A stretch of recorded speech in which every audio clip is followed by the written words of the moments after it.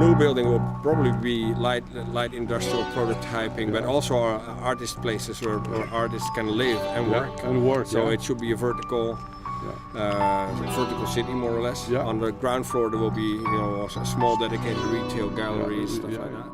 Yeah, so we talked about the people in the buildings a lot, but I think our buildings are always on this earth somewhere where there's nature too.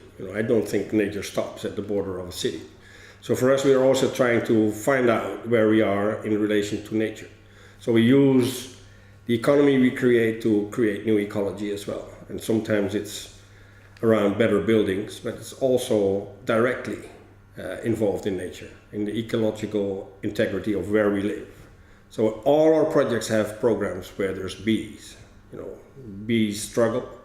If bees struggle, humankind struggles, maybe even much more. Our food struggles. So it's important for us that we do our little bit and try to do something with bees around our projects. Sometimes we also have to do something with fruit trees, for instance. Around our projects, we try to create biotopes for insects. They're not too big, but it's the little thing that we can do. And in the greater scheme of things, I think it's very important that we rethink the future of our food. And I think we can create food in cities much better, maybe even in buildings. We can interact with nature much better. We can try to understand nature much better. So for instance, with bees, it's not just making sure that the bees are there and pollinate. But we can learn a little bit more. There's a lot of medical uses that we can use for bees. So for instance, for asthma treatments and burn victim treatments, we're really looking into what bees have to offer. And these are great projects, not just projects for the bees, but also for new jobs. So a lot of things come together in one of our projects. So our projects always have many, many layers. We're first in, last out. We're trying to go through all of that with the whole community and build it. And that's also why no other developer really likes what we're doing. They can't do the same thing. For us, it's very complicated, and we have to train a lot of people, and it's always a challenge. But we believe that this is also a community of life. And in the community of life is much easier, much more organic, much more future resistant, much more resilient than just having a building where we work and a building where we live and a building where we go to the swimming pool. It should all be one community of life. That's what we hope to create. That's what we hope to demonstrate. And if people see it, we hope they get inspired and try to do the same thing. Maybe it's not the right thing, but we believe it is. And if you really read the Earth Charter and you go through all those different phases where people have influence on how they want to live, on their own governance, where they're part of the community of life, which is very important for us, where they live in an ecological environment, not just in an urban environment, even if it's almost the same at a certain spot. Where we're talking about fair business and fair finance and fair industry, where we try to leave no one behind. If you're really looking at what a certain area has to offer, maybe you don't have to leave anyone behind because there's enough for everybody to share. But you have to break through barriers. You have to be confident enough to be a disruptor because you have to go through the industry. You have to involve and persuade a lot of people, banks, governments, colleagues. You have to hire the right people.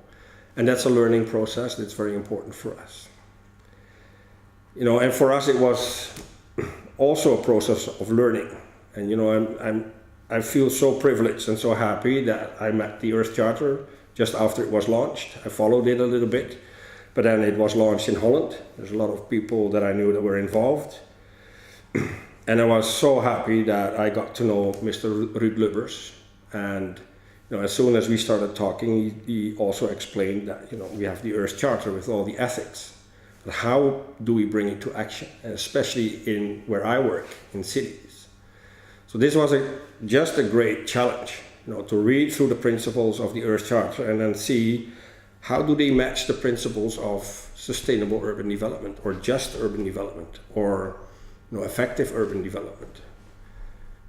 So Earth Charter and Ruud Lubbers were very important, but also Jane Jacobs in her vision about how cities should act for people. And at the same time, a long time ago, I was trained by a professor named Jan Penn. He was an economist, and he talked about ecology more than economy. Maybe we should change our tax system so we can provide for a better economy for us all based on better ecological principles. So I started working and thinking about the principles and basically trying to draft a document that we call the Earth Charter's Cities Manifesto. So basically it combines all the principles of the Earth Charter in a different order, but they're all in there. But also principles of urban development. The achievements that we learned from Jane Jacobs and Larry Beasley, how to really build cities for people, how they interact, how you bring ecology in cities, how you make walkable cities, how you design well, how you develop in a different way. Those are very interesting. There's also principles in there about fair business, fair finance, very important.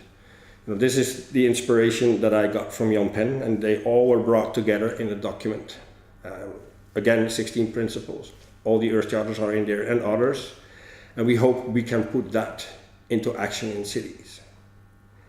And once we launched that, I think the first drafts were in 2007. We launched it, I think, in 2010. But we were also discussing how are we going to use this. And because when we started interacting with cities, they were very interested in the Earth Charter Cities Manifesto as well as in the Earth Charter, but they didn't know how to really apply it.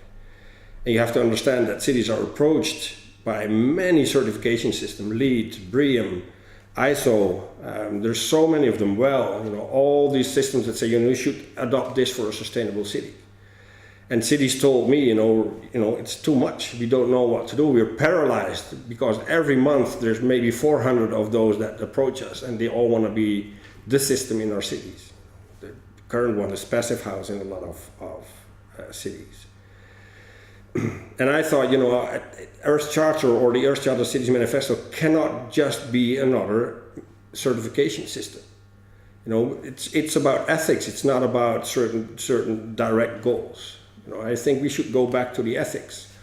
And I really thought that Earth Charter Cities and Earth Charter should be about understanding where the ethics are. So look at yourself first, which is, I called it self-assessment. This is the best tool for self-assessment. Look at yourself.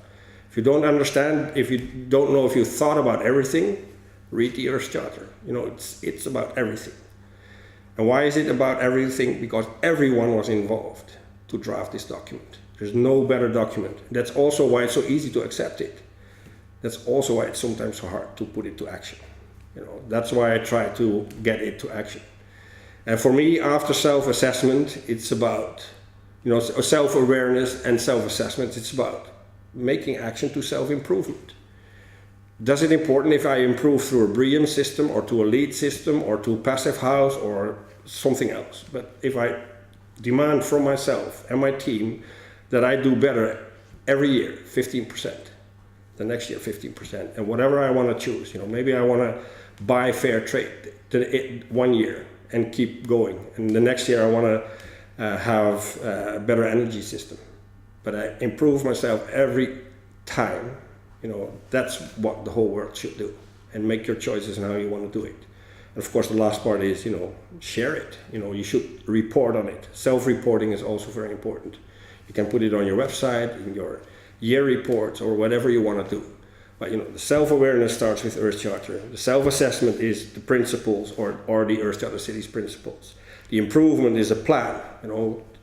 Talk to your team, think about what you can do, and make that improvement, and then report on it, and then hope that inspires others as well. That's very important for what I'd like to do with my company. And then sometimes it's as easy as not buying plastic straws, but others, or better recycling systems, or what I said, invite someone to put beehives on your roof, or just a few solar panels, or there's so much you can do, and if you improve 15%, that's important. And there was another reason why I thought this was very important too, because if you talk about certification systems and you talk about the city of New York, how can you compare New York and what they should do with the city of Lagos in Nigeria?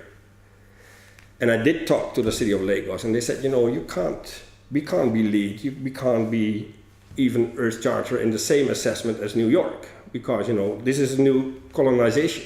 We should decide how we want to improve.